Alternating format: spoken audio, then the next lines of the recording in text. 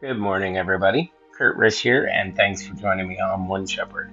So, today we are continuing with our reading of the Old Testament book of 2 Samuel, chapter 16.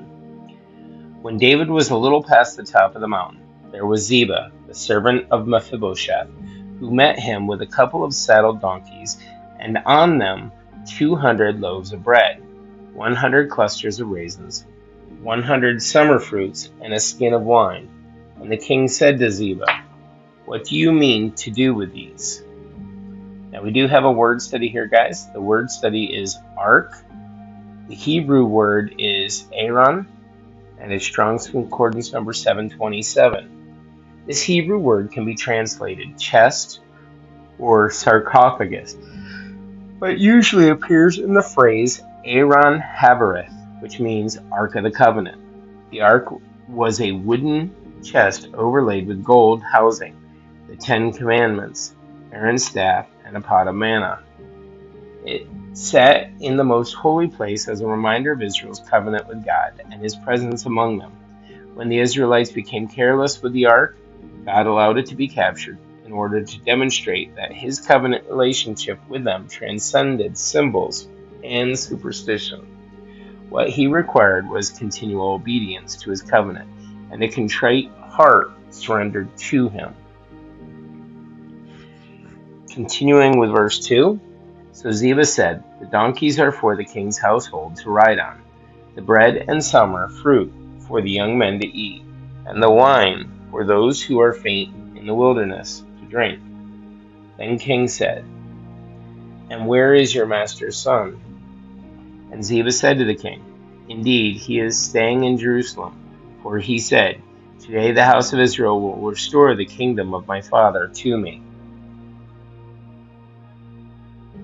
Here all that belongs to Mephibosheth is yours." And Ziba said, "I humbly bow before you, that I might find favor in your sight, my lord, O king."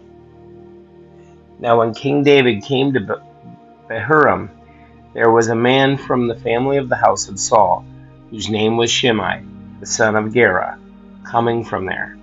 He came out, cursing continuously as he came, and he threw stones at David, and at all the servants of King David. And all the people and all the mighty men were on his right hand and on his left. Also Shimei said thus when he cursed, come out, you bloodthirsty man, you rogue. The Lord has brought upon you all the blood of the house of Saul, in whose place you have reigned, and the Lord has delivered the kingdom into the hand of Absalom, your son. So now you are caught in your own evil, because you are a bloodthirsty man." Then Abishai, the son of Zeruiah, said to the king, "Why should this dead dog curse my lord the king? Please let me go over and take off his head." But the king said, "What have I to do with you, you sons of Zeruiah? So let him curse, because the Lord has said to him, 'Curse David.' Who then shall say, 'Why have you done so?'" And David said to Abishai and all his servants, "See how my son, who came from my own body, seeks my life? How much more now may this Benjamite? Let him alone, and let him curse, for so the Lord has ordered him. It may be that the Lord will look on my affliction, and that the Lord will repay me with good for his cursing this day." And David and his men went along the road.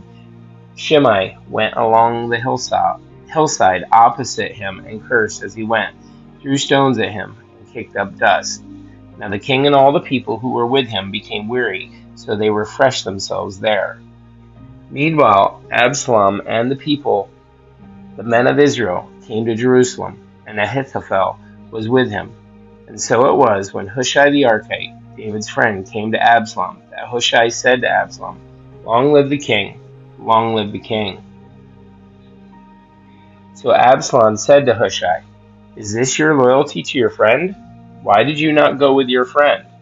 And Hushai said to Absalom, "No, but whom the Lord and this people and all the men of Israel choose, his I will be, and with him I will remain. Furthermore, whom should I serve?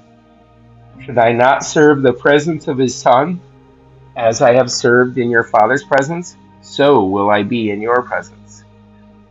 Then Absalom said to Ahithophel, give advice as to what we should do. And Ahithophel said to Absalom, go into your father's concubines, whom he has left to keep the house, and all Israel will hear that you are abhorred by your father. Then the hands of all who are with you will be strong. So they pitched a tent for Absalom on the top of the house, and Absalom went in to his father's concubines in the sight of all Israel. Now the advice of Ahithophel, which he gave in those days, was as if one had inquired at the oracle of God. So was all the advice of Ahithophel, both with David and with Absalom. Guys, that's it for our reading of the Old Testament book of 2 Samuel, chapter 16. Thanks for joining us. May you have a great day, and God bless.